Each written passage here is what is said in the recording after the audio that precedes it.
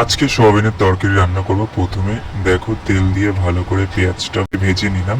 পেঁয়াজটা যখন এরকম লাল লাল লাল হয়ে আসবে তার মধ্যে আদা রসুনের পেস্ট দিয়ে তারপরে আবার ভাজতে শুরু করব। দেখো অনেকক্ষণ ভাজার পরে যখন এরকম লাল লাল হয়ে আসবে তার ভিতরে কাঁচা লঙ্কা বাটা দিয়েছিলাম। আজকে কাঁচা লঙ্কা বাটাটা দিয়ে আবার নাড়তে শুরু করব। দেখো যখন আবার এরকম লাল লাল হয়ে আসবে তার ভিতরে টমেটো কুচি দিলাম।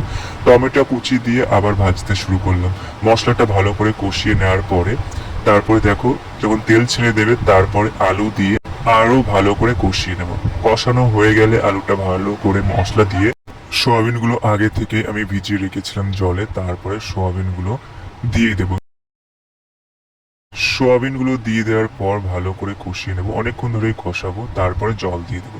জল দিয়ে দেওয়ার পরে ঢেকে দিয়ে যখন ভালো করে ফুটে আসবে গরম মশলা দিয়ে নামিয়ে নেব। দেখো হয়ে গেল সোয়াবিনের তরকারি।